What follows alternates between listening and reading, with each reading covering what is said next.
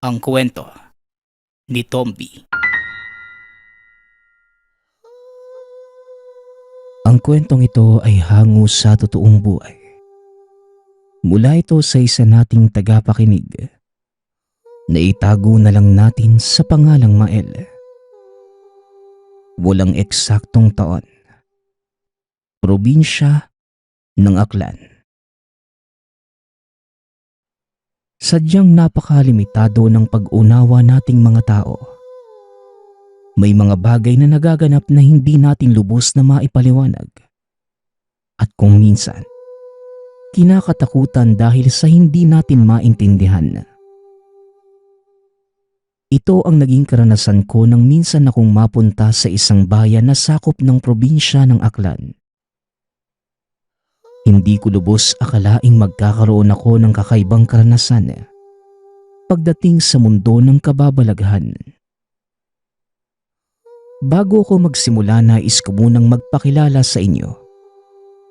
Ako po si Mael. Naganap ang pangyayaring ito noong ako ay 18 taong gulang pa lamang. Tubong Iloilo po ko, na nooy nagtatrabaho sa isang kilalang call center dito sa aming syudad. Naging masaya ako dahil sa wakas, nagagawa ko ng tumulong sa aking mga magulang. Maliban dito, nabibili ko na din ang mga gusto ko, kagaya ng damit at kung ano-ano pang mga simpleng pangangailangan.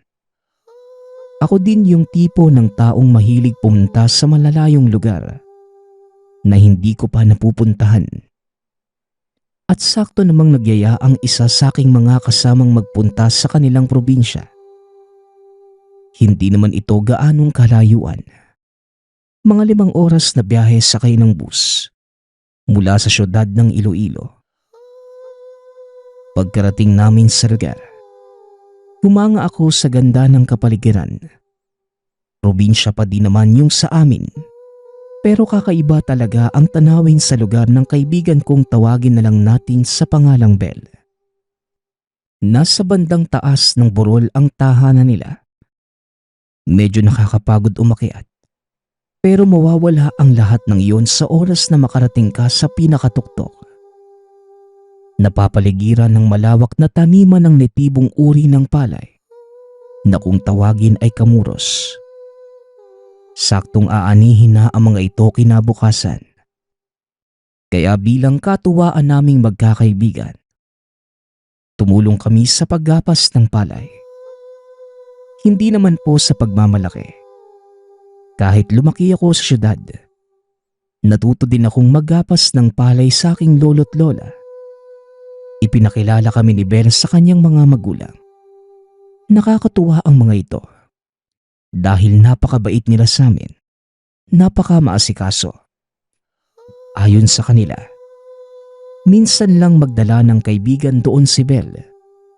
Kaya naman mula sa tubig na iinumin, pagkain at tutulugan, ang mga magulang nito ang nag-asikaso sa amin. Sa totoo lang, kami na lang ng mga kaibigan ko ang nahihiya sa kanila dahil matatanda na ang mga magulang ng kaibigan kong si Bel. Ay nako, pasensya na kayo sa maliit naming bahay. Hindi kasi nagsabi sa amin si Bel na uuwi siya at may kasamang mga kaibigan Wika ng nanay ni Bel. Natawagin lang natin sa pangalang Aling Mansya. Oo nga naman. Hindi kasi nag-abiso ang batang ito Eh di sana, nakapaghanda man lang kami ng sardinas. Tugon naman ng tatay ni Bel. Natawagin na lang natin sa pangalang Tatay Nasyo. Nang sabihin niyo na matanda, napatingin ako sa lamesa. Nanlaki ang mga mata dahil puro masasarap na ulam ang nakahain, kaya hindi ko napigilan ang sariling magtanong. Abel, bakit nag-aalala si tatay mo Ang sasarap na mga ulam mo. Tanong ko sa kanya. Ganito kasi yan, Mael. Pangkaraniwan na para sa mga tao ang manok at karneng baboy. Minsan lang din kasi nakakababa ng bayan kaya minsan lang din nakakatikim ng dilata. Tugon ni Bel. Napatango na lamang ako bilang pagtugon. At nang matapos na kaming kumain, saka naman binuksan ni Bel ang daladala nitong karton. Tuwang-tuwa ang mga magulang nito dahil puro dilata ang laman nun. Ibang klase pala talaga tong mga tao dito, no? Akalain mo, masaya na sila sa sardinas lang? Wika ko sa kanila. Simpleng buhay lang din kasi ang nakasinaya nila, bro. Kaya ganun. Hindi kagaya ng mga tao sa syudad. Iba din kasi ang buhay doon kaysa dito, pare. Mas simple dito. At mahanap mo lang ang mga kailangan sa paligid. Hindi kagaya sa syudad. Halos kailangang bilhin lahat. Matapos ang pag-uusap namin ni Warren, kaagad na din kaming natulog. Noong una ay hindi ako gaanong sanay dahil napakaingay ng mga kuliglig.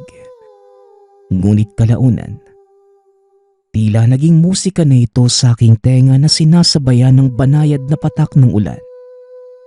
Hanggang sa hindi ko na namalayang nakatulog na ako. Kinabukasan, malakas na tilaok ng tandang ang gumising sa amin. Maagang naghanda ang mga magulang ni Bel dahil nga gagapasin na ang kanilang taniman na kamuros. Hindi ito ang totoong pakay namin sa lugar. Ngunit pinili naming tumulong.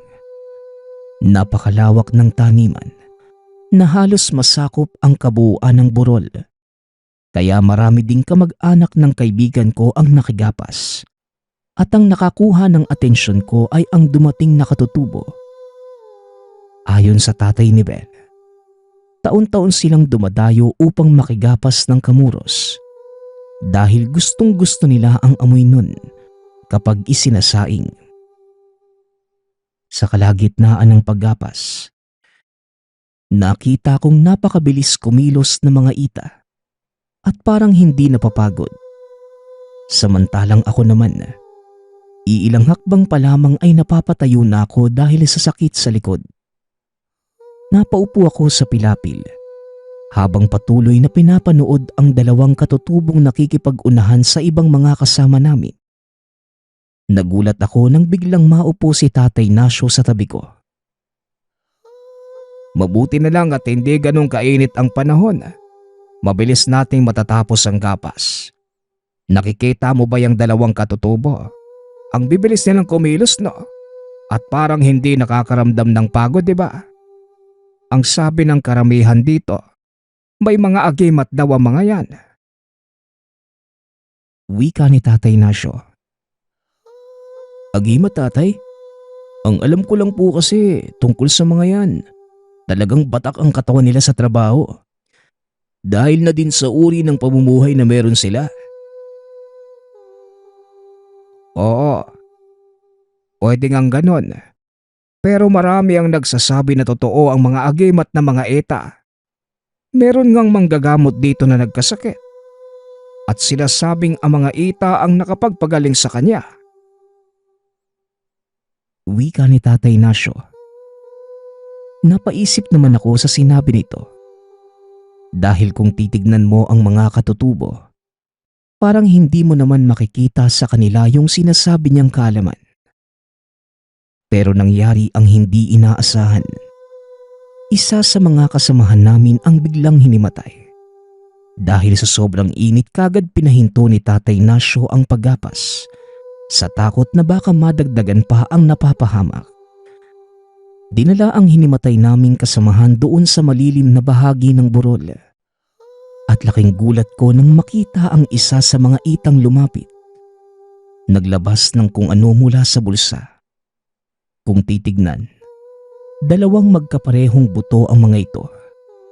Kulay tsokolate at napakakinis. Hinihipan niya ito habang kinikis-kis sa mga palad sabay bulong ng kung anong dasal sa kanilang lengguwahe. Inilapat ito sa dibdib ng kasama naming walang malay. At laking gulat ng lahat dahil para itong nakuryente. Matapos ay napaubo ito at tuluyang nagbalik sa wisyo. Tumayo ang lalaki at nagpasalamat. Kumuha ito ng pera sa bulsa at iniabot sa katutubo. Ngunit kagad niya itong tinanggihan. Hindi ko tatanggapin yan. Itabi mo ang pera mo. Alam kong mas higit kang nangangailangan kaysa sa akin. Kung may dala kang tubig, yun lang ang hihingin ko sa'yo. Hindi kami nakapagdala ng sarili naming tubig eh. Wika ng katutubo. Matapos ang pag-uusap na yun, muling nagbalik sa paggapas ang dalawang katutubo. Noon ko lamang napansin na magkamukha ang mga ito. Kagad din naming itinuloy ang paggapas noong hindi na gaanong mainit ang sikat ng araw. Nagawa naman itong tapusin. Kinagabihan na, masayang nag-inuman ang mga kalalakihan sa bakuran ni Nabel. Nakisali na din kami bilang tanda ng pakikisama sa mga ito. Nakaupo ako sa mesa kasama si Warren nang biglang makitabi sa amin ang isa sa mga katutubo. Ito din yung gumamot doon sa isang kasama namin. Pasensya na kayo. Makikiupo lang sana ako. Wala na kasing bakante. Wika nito. Tahimik lang si Warren na mga sandaling yon. Tatango-tango lamang ito habang nakatitig sa hawak niyang baso. Ayos lang po. Para naman sa lahat ng mesang ito eh. Tugon ko sa kanya. Ngumiti naman ang katutubo. Inilapag sa mesa ang isang bote ng inumin. Eto, tikman ninyo. Sariling gawa ng tribo namin ang alak na ito. Ang tawag namin dyan ay biti-biti. Wika ng lalaki. Doon ko lamang narinig ang pangalan ng alak na yun dahil nasanay ako sa mga alak sa syudad. Tanging tuba at lambanog lamang ang kilala kong inumin mula sa kabundukan. Binuksan ng katutubo ang bote. Humalimuyak ang napakabangong samyo na parang pinaghalong hinog na langka at bulaklak ng ilang-ilang. Gawa sa katas ng tubo ang alak na yan. Manamis-namis. Medyo nangangagat nga lang sa dila. Pero napakasarap. Amin na ang baso ninyo. Wika ni Itong. Walang pagdadalawang isip kong iniabot sa katutubo ang baso. Laking gulat ko dahil pinuno niya ito ng inumin at aawating ko pa sana. Kaso huli na. Hindi ko na din pwedeng ibalik sa bote dahil pangbabastos yun para sa nagbigay sayo ng inumin. Tinikmang ko ito. Naubos ang laman ng baso dahil talaga namang napakasarap ng inuming yun. Hinay-hinay lang. Baka mapigla ka at hindi ka makapaglakad ng maayos. Matapang ang alak na yan. Wika ni Itong. Tumawa lang ako sa kanya dahil kumpiyansa naman akong kaya ng katawan ko ang tama ng inumin. Ngunit laking gulat ko dahil ilang minuto lamang matapos kong ubusin ang ikalawang baso. Tila umikot ang paningin ko at bigla na lamang natumba sa kinauupuan. Bahagya akong nawalan ng malay at ang huli kong narinig ay ang malakas na tawa ng katutubo. Kinabukasan, nagising ako na sobrang sakit ng ulo at may nakatapal pang mga dahon sa noo ko. Nadatnang ko din ang katutubong nagbigay sa akin ng inumin. At nang makita nitong gising na ako, kagad siyang pumasok ng tahanan upang makipag-usap. Kamusta ang pakiramdam mo? Pasensya ka na kung hindi kagad kita nabigyan ng babala. Wika ni Itong. Walang problema. Hindi rin kasi ako nakinig sa'yo eh. Siya nga pala, may lang pangalan ko. pagpapakilala ko sa katutubo. Iniabot nito ang kamay upang makipagkamustahan at magpakilala. Ako naman si Itong. Ikinagagala kitang makilala, Mael. Siya nga pala. Heto, inumin mo para mawala yung sakit ng ulo mo. Tugon ni Itong. Inabot ko naman ang inumin at dahan-dahang nilago. Lasang pinakulo ang dahon ng kung anong halaman ang inumin yun. Ngunit napakasarap. Ilang sandali lang ay natanggal nga ang pananakit ng ulo ko at maging ang pagkahilo ay nawala na din. Maraming salamat Itong ha. Kung hindi dahil dito sa gamot mo, malamang hanggang ngayon masakit pati ng ulo ko eh. Wala yon. Kasalanan ko din naman. Dahil hindi ko sinabi sa'yo kagad. O siya, babalik na ako sa mga kasama natin. Ngayon kasi ipapagpag yung mga inani nating palay. Pag-uusap naming dalawa. Kagad na din akong tumayo para makitulong. Gulat na gulat naman ang mga kasama ko dahil nagawa kong makatayo matapos ang nangyari kagabi. Ikwinento ko naman ang ginawa ni Itong at habang nagtatrabaho, isang lalaki ang panay ang titig sa aming grupo, lalo na kay Bel. Tinanong ko naman ito kung nakikilala ba niya ang lalaking yun.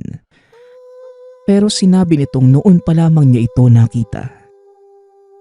Patuloy kong inoobserbahan ang lalaking yun at talagang hindi siya umaalis sa likuran namin.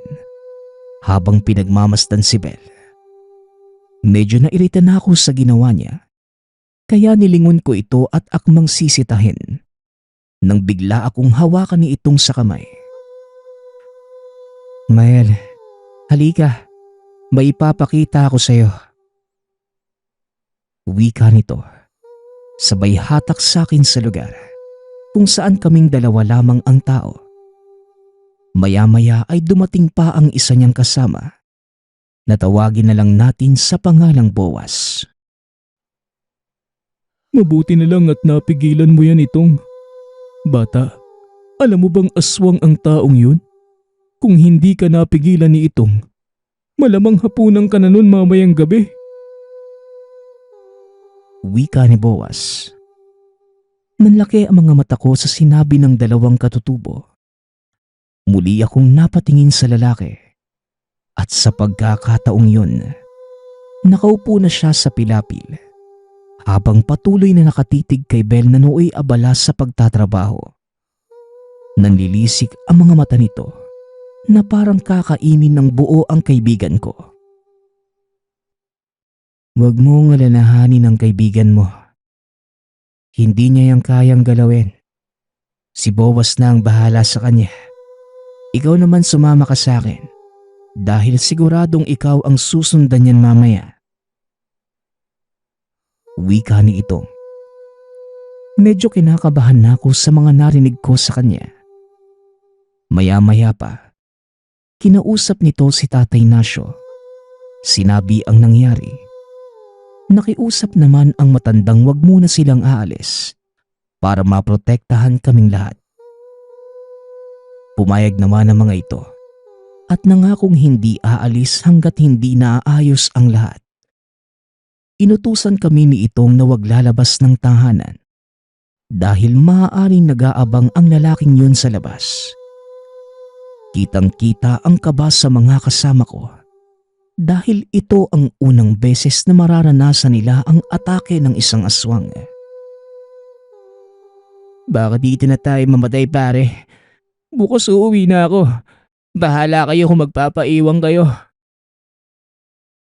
Wika ni Warren. Huwag mo ngang pairalin yung kaduwagan mo.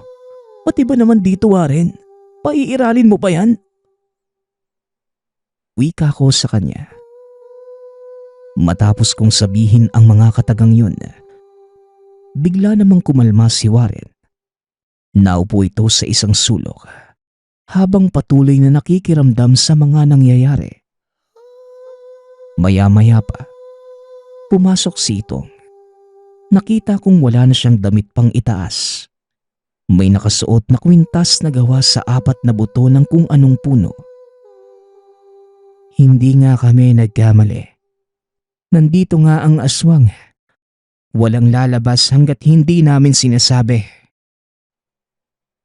Wika ni Itong.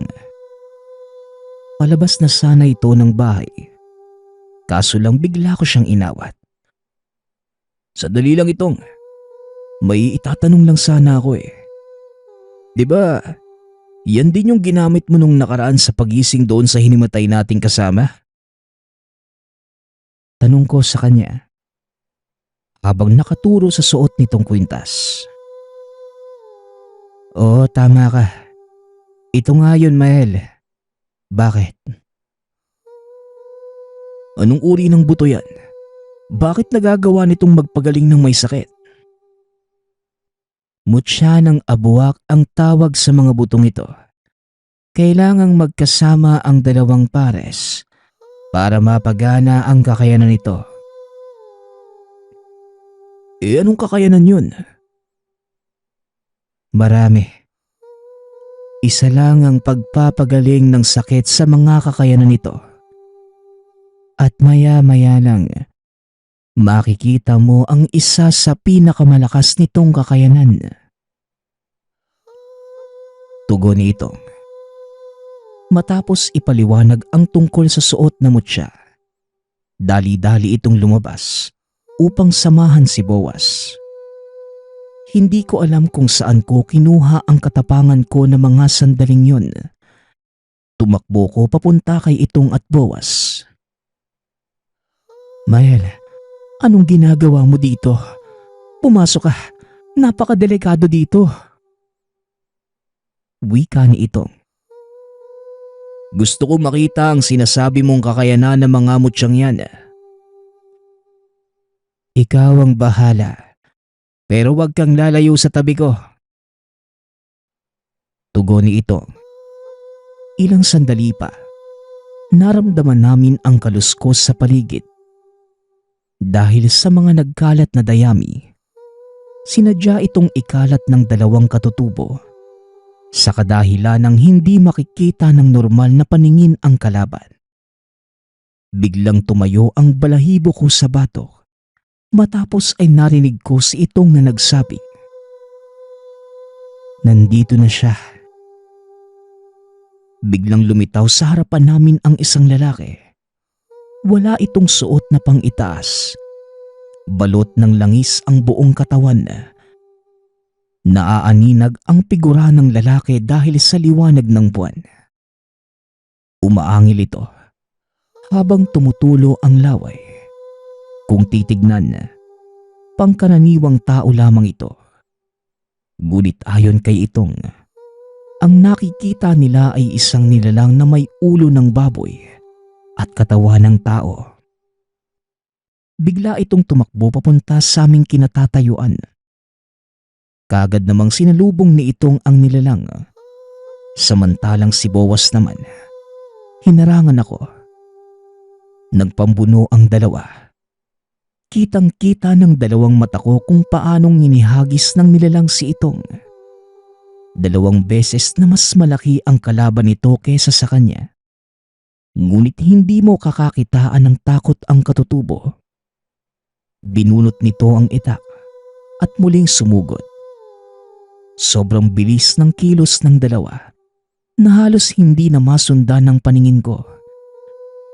Naririnig ko na lang ang mga sigaw ng nilalang, pati na din ang pagtama ng itak ni Itong sa katawan nito.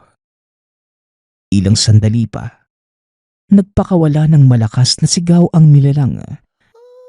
Hinagis ni Boaz ang dalang sulo sa kinaroroonan ni Itong at nakitang nakadapa na ang elemento sa lupa. Inakala kong tapos na ang labanan, ngunit nakita kong nakatingala si Itong na tila may kung anong inaantay. Sinasabi ko na nga ba, may kasama ang lintik na yan eh. Wika ni Boaz. Pinalasan ko ang pakiramdam. Napakatahimik ng paligid. Biglang umalinsangan ang pakiramdam ko. Ayon kay Boaz, ito ang pakiramdam kapag pinagmamasdan ka ng isang malakas na aswang. Muling naglakad papunta sa amin si Itong. Ngunit sa kalagitnaan ng paglalakad nito, bigla siyang dinamba ng isa pang lalaki. Napasigaw ako. Pinagmasdang makipaglaban si Itong. Sa kasamaang palad nabitawan ng katutubo ang kanyang itak. Kailangan kong tulungan si Itong. Mas mabuti pa sigurong bumalik ka na sa loob ng bahay. Wika ni Boaz. Naisip ko ding tama ang sinabi nito. Magiging pabigat ako sa dalawang katutubo kung mananatili ako sa lugar. Dali-dali akong pumasok sa bahay. Nakita kong nagkukumpulan ang mga kasama ko sa iisang sulok. Dinig pala ng mga ito ang sigawan ng mga naglalaban sa labas ng bahay. Ilang sandali pa, tuluyan ng tumahimik ang paligid. Sumilip ako at nakita ang dalawang katutubong magkatalikod, nakatayo sa gitna ng malawak na bakuran. Hindi ko makita ang kalaban, ngunit nararamdaman ko ang presensya ng nilalang. Sa hindi malamang kadahilanan, naging malakas ang pakiramdam ko pagdating sa mga aswang. Ilang sandali pa ay may naramdaman ako sa bulsa. Kaya dali-dali ko itong dinukot. Nanlaki ang mga mata ko dahil isa ito sa mga mutyang suot nito. Hindi ko alam kung kailan ito nilagay ni Itong sa bulsa ko. Ganun pa man, nagpapasalamat ako. Dahil kung hindi sa mutyang yun, marahil nagawa na akong patayin ng aswang na sumalakay sa amin. Muli kong ibinaling ang atensyon sa dalawang katutubo. Nakikipaglaban ang mga ito sa nilalang. Salitan ang pagsalakay ng dalawa. At tanging ang sigawan lamang ang maririnig ng lahat. Hindi ko alam kung bakit. Pero sa halip na matakot, nakaramdam ako ng pananabik sa mga nangyayari. Sinabihan din ako ng mga kasama kong pumasok sa bahay dahil delikado. Ngunit wala sa kanila ang atensyon ko, kundi sa aswang na pinagtutulungan ng dalawang katutubo. Sa isip-isip ko, ito marahil ang kakayanang taglay ng sinasabing dalawang pares ng mutya ng abwak. Ilang sandali pa, nagawa nga nilang pabagsakin ng kalaban. Pinugutan ng mga ito ng ulo ang dalawang aswang para masiguradong hindi na ito makakapanggulo pa. Pinili ng mga katutubong sunugin ang katawan ng mga aswang para walang makaalam ng tungkol sa mga ito. Maliban sa mga magulang ni Bel at mga kasama ko sa trabaho. Ayos lang ba kayong lahat? Wala nang dapat ipag-alala. Wala na ang mga aswang. Wika ni Itong. Hindi na kami nakatulog ng gabing yon. Kinuha ko ang pagkakataong makausap ang dalawang katutubo. Ipinaliwanag ng mga ito ang tungkol sa mutya ng abwak. Ayon sa mga katutubo, ang abwak ay isang elementong nabibilang sa angka ng mga engkantong gubat at ang mga mutyang hawak ng magkapatid na katutubo mula sa punong tirahan ng mga ito. Makukuha lamang ito ng isang taong may malalim na kakayanan sa lihim na karunungan ng kalikasan at nagkataong ang dalawang katutubo, anak ng babayla ng kanilang tribo. Ipinakita ko kay Itong ang butong nakuha ko sa bulsa ko. Napangiti ito dahil sinadya niyang isilid ito sa bulsa ko bago niya sugurin ang isa sa mga aswang. Pasensya ka na kung hindi ko sinabi sa'yo. Ginawa ko yon para maprotektahan ka. Itago mo ang isang yan bilang alaala sa amin. Wika ni Itong.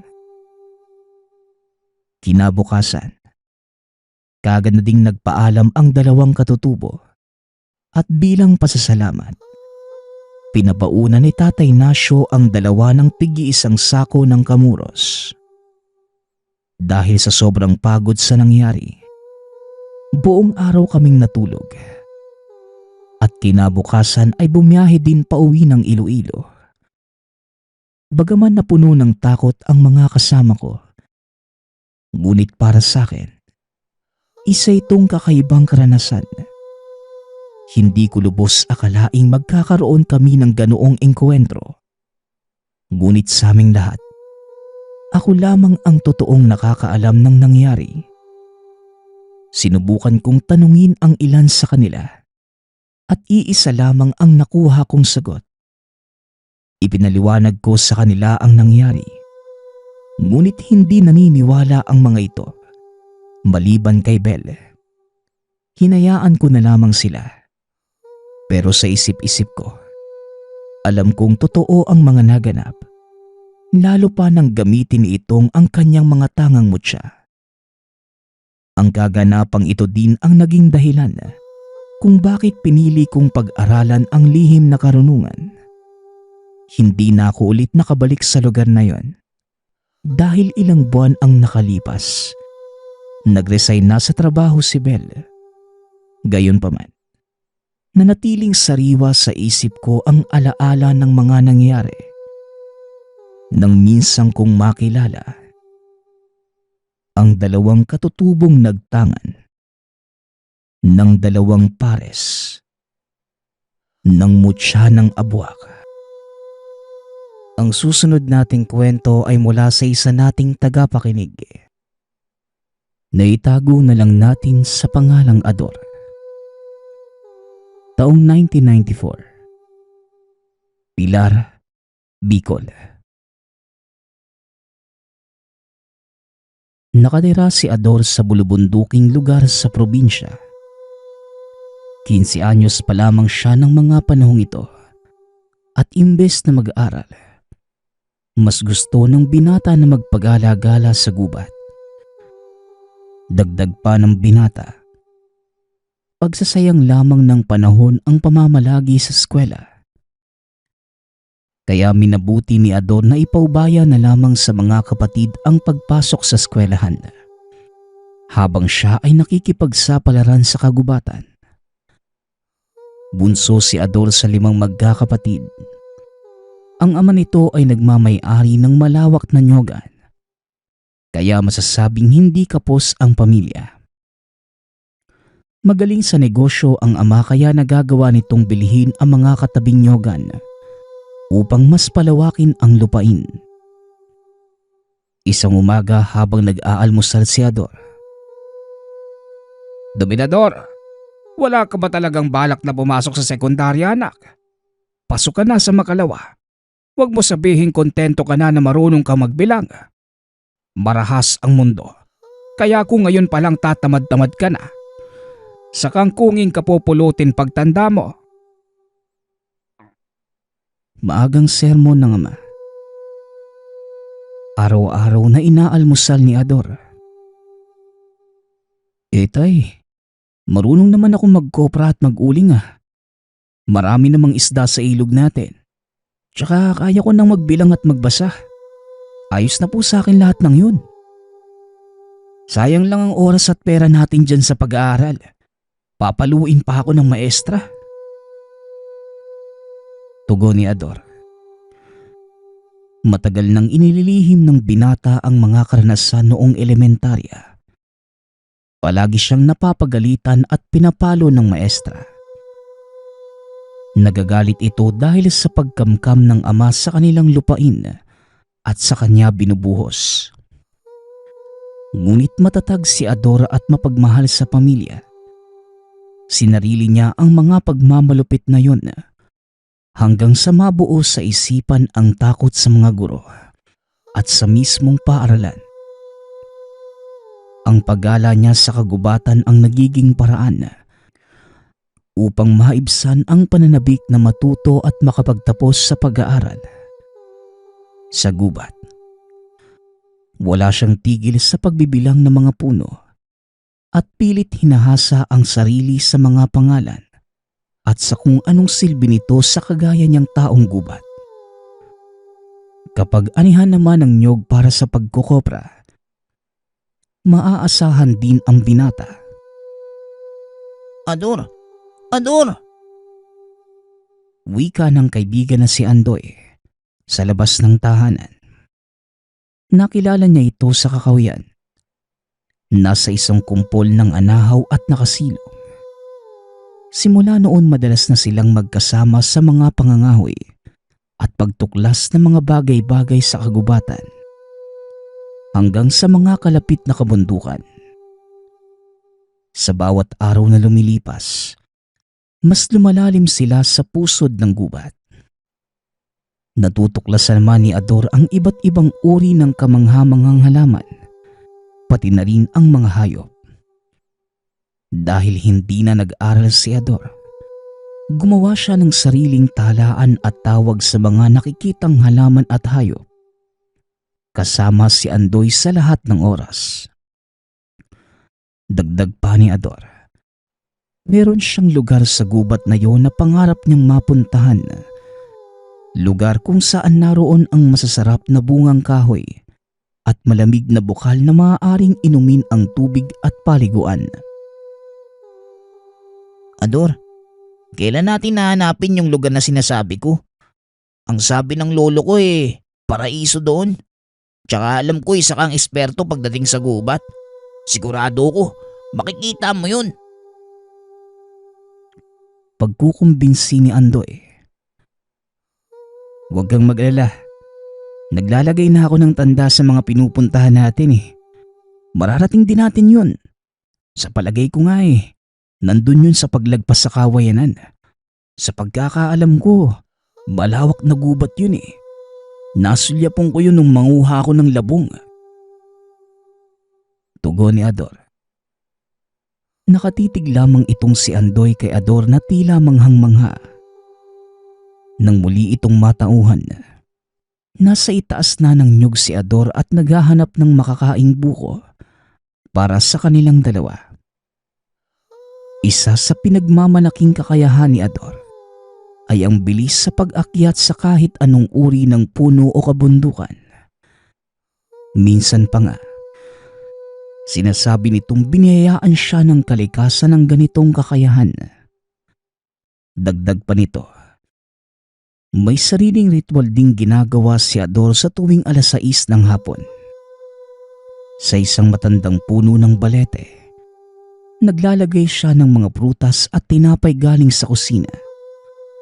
Alay niya ito sa kagubatan para sa pag-iingat sa kanya sa araw-araw na paglalakbay. Bagamat alam naman ito ng mga magulang, hinahayaan lamang nila ang binata. Sa palagay ng ama, normal lamang ito sa mga kabataan. Malikot talaga ang imahinasyon ng mga nasa ganong edad.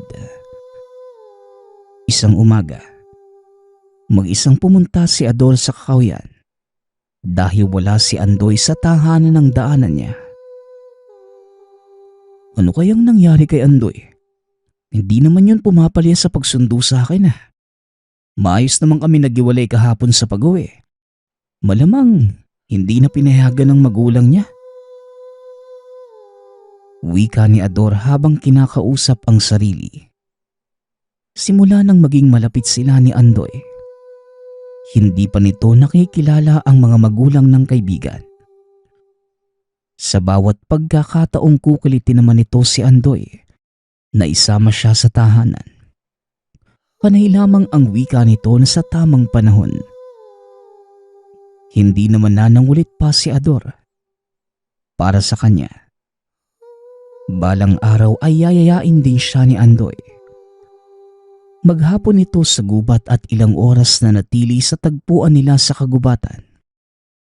Nagbabaka sakaling susunod ang kaibigan. Subalit pinapak na lamang siya ng mga lamok. Ngunit hindi talaga dumating ang kaibigan. Kaya nagpasya na lamang si Ador na pumunta sa kawayanan. Ito ang huling parte sa ginagawa niyang mapa papunta sa minimithing paraiso. ang lugar sa mga kwento ng lolo ni Andoy. Normal naman ang lahat. Nangunguha pa si Ador ng labong dahil kapanahunan nito ng mga panahong yon. Isa, dalawa, ang dami nito. Sayang Andoy, wala ka. Ang dami sanang labong oh. Maunguha na lang muna ako ng alimasag sa ilog.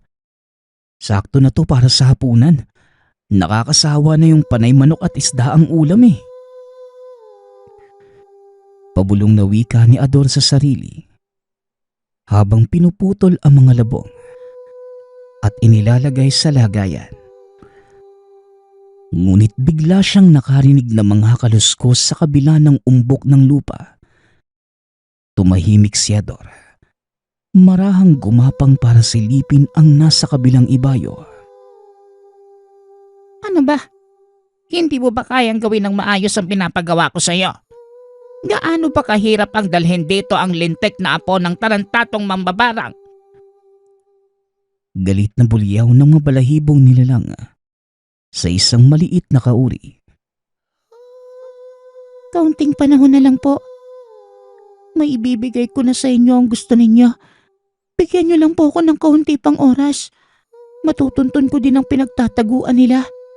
Nakuha ko naman na ang tiwala ng taong yun. Tugon ng mas maliit na nilalang. Tila mga unggoy ito subalit tuwid na nakatayo. Mabalbon at makikita ang matataas na kuko at magulong buhok. Namamanghang pinagmasda ni Ador ang dalawa. Inakala niya pa na mga engkanto ng kagubatan at swerteng nakita niya ang mga ito. Sigurado siyang kapag naikwento niya yung kay Andoy, maiinggit ito. Malas niya lang at hindi siya nakasama. Maya-maya pa, nakita niyang sumuot ito sa tila yungib na nasa batuhan at pagkatapos, natahimik ang paligid. Marahang gumapang si Ador pabalik sa mga labong. Dinampot niya ito at madaling naglakad papunta sa ilog. Nasasabik na itong ikuwento sa mga kapatid at magulang ang nasaksihan. Nais niya itong ilagay sa talaan at maiguhit. Isa sa mga talento ni Ador. Detalyadong pagguhit ng mga bagay-bagay na nakikita sa kagubatan. Ano kayang sasabihin nila tatay kapag naiguhit ko at nakita nila ang itsura ng mga engkanto? Siguradong magugulat sila. Lalo ka na, Andoy. Wika ni Ador. Pumadausdos ito sa ilog at nagmamadaling manguha ng alimasag at pagkatapos, dumiretso ng umuwi. Pagkarating sa tahanan, abala na ang mga kapatid sa mga aralin. Wala pa ang ama dahil naroon pa ito sa bayan upang ihatid ang mga kopra. Habang ang ina naman, nasa merkado, namimili ng mga kagamitan sa eskwela na mga panahong yun. Kaya inilagay na lamang nito ang labong sa lamesa, habang ang mga alimasag ay nilagay sa lababo. Pumunta kagad si Ador sa paboritong pwesto upang gumuhit. Ate, may lapis ka ba dyan? Pudpud na pala itong binigay ni kuya sa akin eh. Naubos ka na ding ngat-ngatin ng pambura. Wika ni Ador. Naku, oo. Sige ka, ngatain mo lang yung pambura. Lalaki yan dyan sa tiyan mo. O eto, bago pa yan ha. Gamitin mo na lang tong pambura para hindi ka mahirapan. Tugon ni Ate Nena. Kailan mo babalak bumalik sa eskwela, Ador? Sayang naman ang talento mo kung hindi mo gagamitin sa eskwelahan. Hindi yung panay kagala sa gubat. Wika naman ni Ate Sario. Napatawa na lamang si Ador bilang pagtugon. Pagod na itong magpaliwanag sa pamilya. Palagi naman na niya itong naririnig sa mga kapatid at magulang. Pinabayaan na lamang niya yun. Nagumpisa ng gumuhit si Ador at magiliw na inalala ang itsura. ng dalawang nilalang na nakita niya sa kawayanan. Oras ang ginugol niya sa pagguhit at nang matapos, nagpahinga ng malalim ang binata. Saglit niyang iniwan ang gawa at pumunta sa kusina para uminom ng tubig. Ay naku, nakakauhaw namang gumuhit. Pabirong wika ni Ador sa sarili. Bagamat pagguhit pa lamang ang kaya niya ay iniisip niyang isa siyang sikat na pintor kagaya ni Amorsolo na hinangaan niya base sa mga aklat na nabasa. Nang bumalik ito sa sala, naabutan niyang tulala ang mga ate habang hawak ang ginuguhit. O ate, maganda ba? Parang totoo no? Mayabang na wika ni Ador. Nakakatakot naman itong gawa mo. Ano ba to? Wika ni Ate Nena. Uy Ador, sa dami ng mga pwede mong iguhit mga impakto pang ganito ang napili mo. Mga aswang to Ano? Gusto mo bang makakita ng ganyan? Dagdag ni Ate Saryo. Ha? Anong aswang? Mga engkanto yan ng gubat. Yan yung nakita ko sa kawayanan kanina na nag-uusap. Pinapagalitan pa nga nung matandang engkanto yung batang engkanto Pagdepensa ni Ador. Ador, magtigil ka sa mga biro mo ha. Hindi nakakatuwa. Isusumbong kita kay tatay mamaya. Lagot ka. Palo ka sigurado. Banta ni Ate Nena. Pero, totoo naman po yung nakita ko Nakita ko sila Naputol sa pagsasalita si Ador nang dumating ang ama. O ano ba yan? Nag-aaway-away na naman kayo. Ador, kunin mo nga yung tsinelas ko sa lagayan. Utos ng ama. Paano? Kasi tay si Ador, nakita niya daw tong aswang sa gubat kanina. Ang galing kumuha ng kwento Wika ni Ate Saryo, sabay abot ng papel kung saan ginuhit ni Ador ang mga nakitang nilalang. Nanlaki ang mga mata ng ama at saglit na natigilan. Maya-maya pa ay tinawag nito si Ador. Dominador, ano tong sinasabi ng ate mo na nakita mo sa gubat? Aswang ang mga ito ha. Saang comics mo na naman ito kinopya? Tanong ng ama. Tay, yan nga po yung nakita ko sa gubat kanina. Doon malapit sa kawayanan. Yung mayungib sa unahan. Yung pinagkukunan natin ng mga kawayan nung isang taon. Mariing paliwanag ni Ador habang nakasimangot. Dagdag pa ng binata, hindi naman siya gumagawa ng kwento. Nabanggit din niya ang pagpapagalit ng matanda doon sa batang kalahi nito. Nagulat ang tatay nito sa sinabi ng anak. Ador, anak, siguro wag ka na munang pumunta sa kakawayan. Kung totoo man yung mga nakita mo, delikado sa iyo ang kagubatan anak. Alam mo bang mga aswang yan at hindi sila magdadalawang isip na patayin ka para gawing pagkain. Kakausapin ko si Kapitan para masilip ang sinasabi mong yungib na tirahan ng mga yan. Sa ngayon, dito ka na lang muna sa bahay. Dominador, naiintindihan mo ba ko? Wika ng ama. Opo tay, masusunod po. Tugon ni Ador. Walang nagawa ang binata kundi ang sumunod sa utos ng ama. Nagmukmok siya sa kusina at pinaglaruan ang mga alimasag na nahuli. Ate Nena, lutuin mo na yung labong. Gutom na po ako. Manok na naman yung dala ni tatay. Ayoko na po nun. Wika ni Ador. Inasikaso naman ng ate ang hiling ng kapatid. Muling umalis ang ama upang magpunta sa bahay ng kapitan. Habang si Ador naman, nasa puno ng pili sa likod bahay. Doon na lamang siya naglagi at namulot ng mga bunga. Gusto niya muling pumunta sa gubat. Ngunit ayaw naman niyang suwayin ng ama. Hanggang sa may marinig siya sa likuran na pamilyar na boses. Uy Ador, sama ka ba?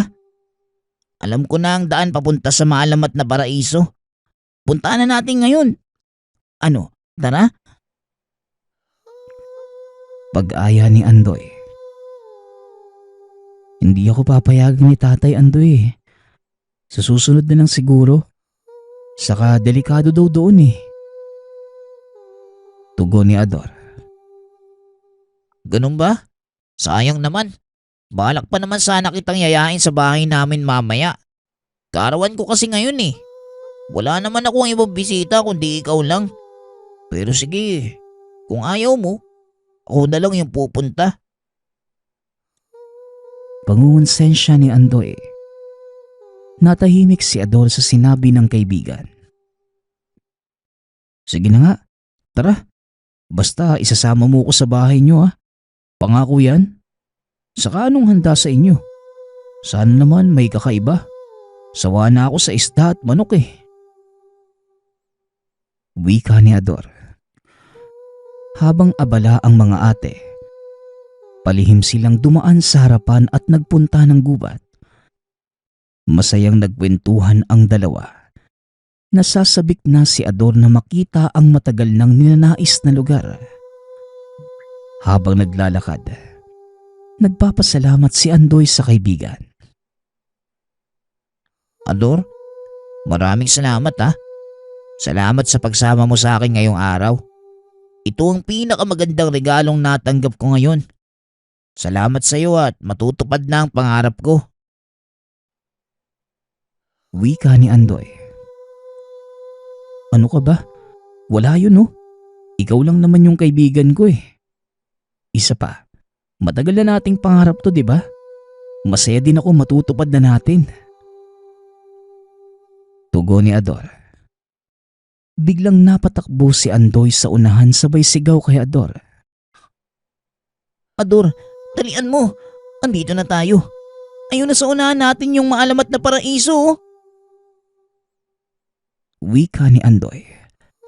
Kaya napatakbo na rin si Ador. Talaga? Teka, antayin mo ko. Nasaan? Nasaan? Tanong ni Ador. Sabik na pagtanaw nito sa itinuturo ng kaibigan. Ngunit biglang may tumama sa ulo ng binata at nandilim ang paningin. Hanggang sa tuluyang nawala ng malay. Maraming salamat Ador. Wika ni Andoy. Habang marahang pumipikit ang kawawang si Ador. Nagising na lamang ang binatang nakatali sa isang lamesang kawayan. Sa gilid ay nakita niya ang malaking kawa na may kumukulong tubig. Malabo pa ang mga mata. Subalit naaaninag niya ang iilang taong naroon sa lugar. Andoy, nasan ako? Aray, ang sakit ng ulo ko. Si Andoy, asan si Andoy? Sana ayos lang siya. Tao po! Tulungan niyo kami! Wika ni Ador. Aba, gising na ang aming bisita. Mainam naman at nagkamalay ka na. Hindi ako masisiyahang ihawing ka ng walang malay. Bungad sa kanya ng matandang babae. Nang luminaw ang paningin ni Ador, namutla ito at nanginig. Muli niyang naramdaman ang takot na pilit na niyang kinalimutan. Oh, tama ka, Dominador. Ako ito, si Mrs. Esperanza, ang pinakamamahal mong guro. Akala mo ba'y makakatakas ka kapag hindi ka na nag-aral?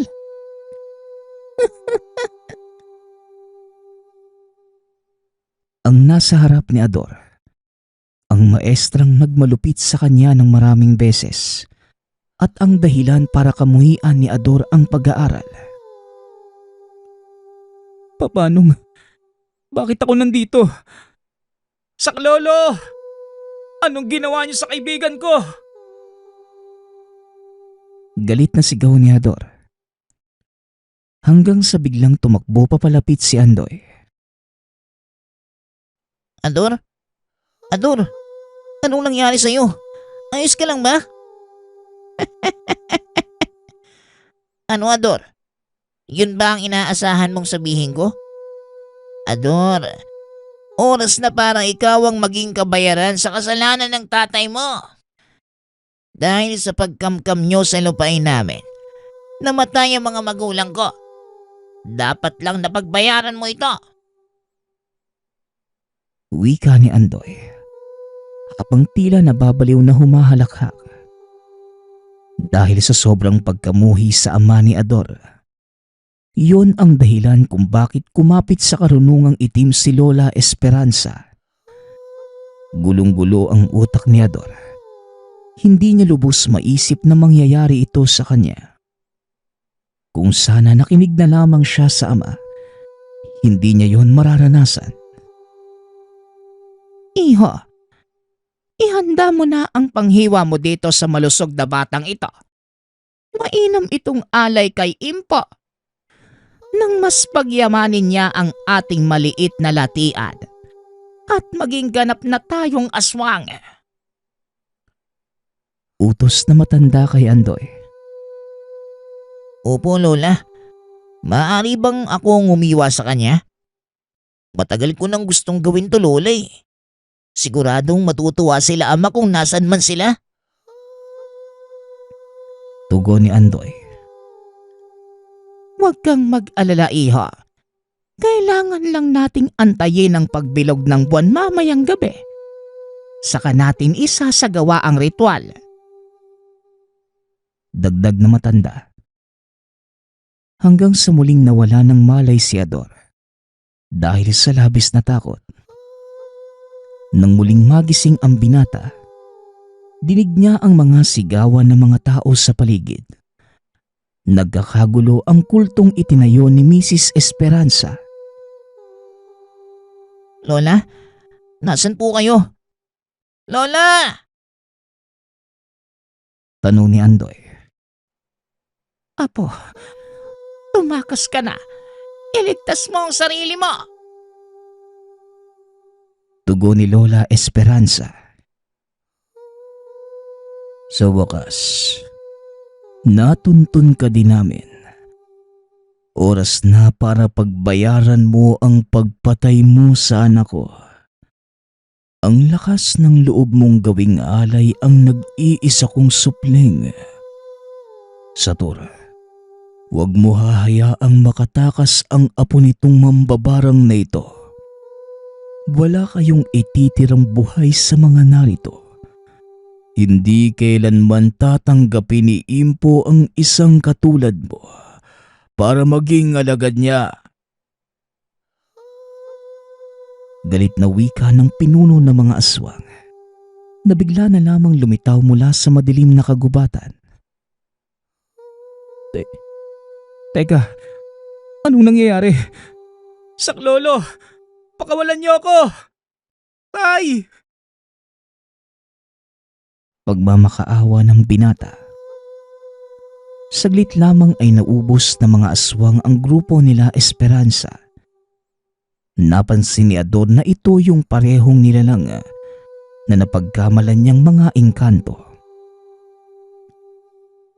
Iho, huwag kang gagalaw dyan kung ayaw mong madamay. Hindi ko maipapangakong mapipigilan ko ang pagkauhaw ng mga kasamahan ko. Wika ng pinuno ng mga aswang. Kita ni Ador na bitbit na ng isang aswang ang ulo ni Mrs. Esperanza. habang hawak na ng isa si Andoy sa buhok at nakaluhod. Kagaya ng pagdating, napakabilis ding naglaho ng mga nilalang. Naiwang nakatali si Ador sa lamesa. Nagkalat ang dugo sa paligid ngunit walang naiwang kahit isang bangkay. Sa unahan ay nadinig ni Ador ang tahulan ng mga aso, maging ang boses ng ama. Tay! Tay, andito po ako! Sa lolo! Magmamakaawa ni Ador. Pinuntahan ito ng ama at nakita ang anak na nakatali at walang saplot. Kasama ng ama ang mga tanod. Nang malaman ng tatay ni Ador na nawawala ang anak, nagmadali na sila sa kagubatan. Doon nasa lubong ng ama ang babaeng nagturo sa kanya kung nasa ng anak. Ngunit misteryosa itong naglaho. Labis naman ang pagpapasalamat ng mga ito na naabutan pa nilang buhay si Ador. Tay, si Mrs. Esperanza. Lola po pala siya ni Andoy. Sila po ang may gawa nito. Pero may dumating na mga engkanto at kinain silang lahat. At bigla na lang pong nawala. Wika ni Ador. Anak, tahan at nandito na kami.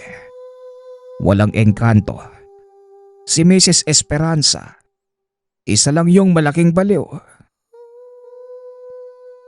Tugon ng ama. Matapos masiguradong wala ng ibang tao doon, bumalik na sila sa tahanan. Magmamadaling araw na nang makarating sila. Magkape muna kayo bago bumaba sa bayan. Mainam pa ay magpaumaga na kayo dito. Nagluto kami ng aros kaldo. Pagsaluhan na muna natin. Wika ng ama sa mga tanod. Ngunit tumanggi ang mga ito at sinabing kailangan na nilang umuwi. Tay, kayo ang sinisisi nila Andoy na dahilan kung bakit namatay ang mga magulang niya. Kinamkam niyo daw po yung lupain nila eh. Wika ni Ador. Nagkakamali ka, anak. Nalulong sa sugal na sabong ang anak ni Mrs. Esperanza.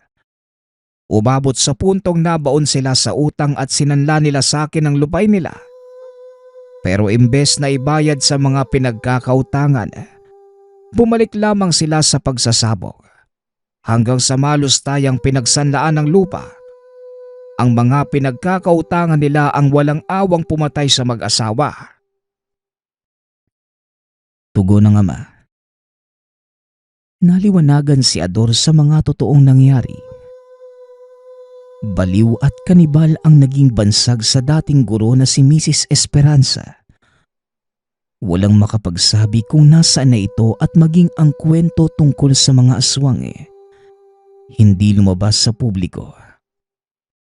Magpasa hanggang ngayon, dala pa rin ni Tata Ador ang karanasan ng muntikang mamatay sa kamay ng mapagkunwaring kaibigan, napo ng mambabarang.